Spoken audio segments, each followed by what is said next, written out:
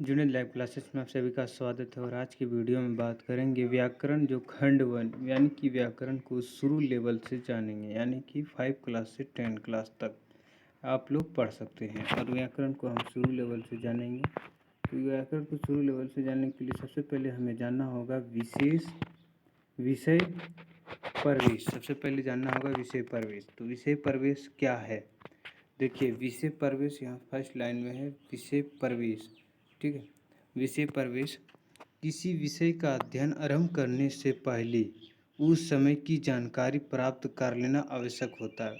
यानी कि किसी विषय का अध्ययन आरंभ करने से पहले या किसी अध्ययन या पाठ को पढ़ते हैं तो उसके बारे में पहले जान लेना, विशेष जानकारी प्राप्त कर लेना आवश्यक होता है, ताकि पढ़ने में कठिनाई ना हो। मतलब कि जैसे कि कोई पाठ पढ़ रहे तो पाठ का नाम जानते, फिर उसके बारे में विशेष जानकारी प्राप्त करते हैं, तब उनकी अध्ययन करते हैं।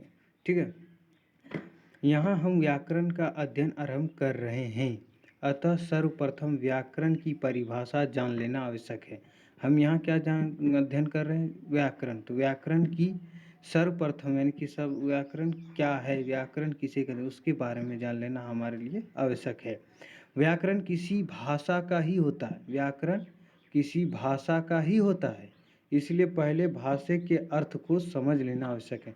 यानी कि व्याकरण पढ़ने से पहले हमें व्याकरण को पढ़ लेने से पहले हमें व्याकरण की भाषा जान लेना है कि हिंदी है कि इंग्लिश है कि उर्दू है। वो जिस प्रकार का रहेगा उसी प्रकार का व्याकरण होता है। ठीक है, अब आते हैं भाषा पे। ठीक है, भाषा पे मनुष्य एक विवेकशील और विचारवान जीवन है। मनुष्य एक विवेकशील और विचारवान जीव है। यह पढ़कर और सुनकर विधि द्वारा को ग्रहण करता है। यह पढ़कर, देखकर, विधि द्वारा जो कार्य किया जाता है उसको देखकर तथा बोलकर और लिखकर अपने भाव को व्यक्त करता है, तथा लिखकर और बोलकर अपने भाव या अपने जो बताने का कार्य है उसको व्यक्त करता है, उसको दर्शाता है। भाषा अपने विचारों और भावों को प्रकट करने तथा दूसरे की विचार, भाषा जो अपने विचारों और भावों को, विचार और जो भाव है उसको प्रकट करने यानी कि उसको दिखाने या दिखावे के लिए तथा उस दूसरे की विचारों और भावों को ग्रहण करने का सबसे सख्त साधन है। सबसे सख्त साधन है। हमारे मन में सदा विधि प्रकार के द्वारा उड़ते रहते हैं। विधि द्वारा हमारे मन में उड़ते रहते हैं। इन विचारों को हम भाषा के माध्यम से ही व्यक्त करते हैं। अतः अब हम मूल रूप से कह सकते हैं कि जिसके द्वारा मनुष्य अपने विचारों को लिखकर और बोलकर व्यक्त करता है उसे भाषा कहते हैं। ठीक है, मनुष्य जो लिखकर बोलकर करते हैं उसे हम भाषा कहते हैं। अगर उसके बाद दूसरे शब्दों में कह सकते हैं कि शब्द द्वारा मन में विचार के आदान प्रदान के को भाषा कहते हैं। इस तरह भाषा हमारी अभिव्यक्ति का माध्यम है। ठीक है, अब आते हैं व्याकरण।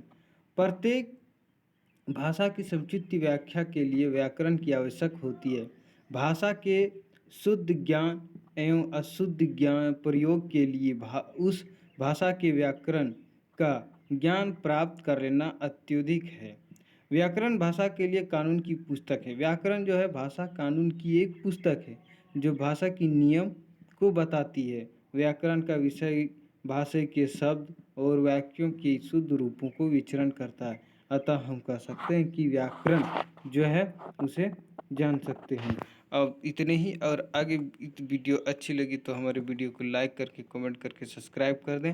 और मिलते हैं फिर इसके आगे की वीडियो में। और जो हमारे चैनल पर नए वो सब्सक्राइब करके बेल नोटिफिकेशन को ऑन कर लो। वीडियो कैसे लगे कमेंट में जरूर बताएं। मिलते हैं फिर नए वीडियो में, तब तक के लिए गुड बाय।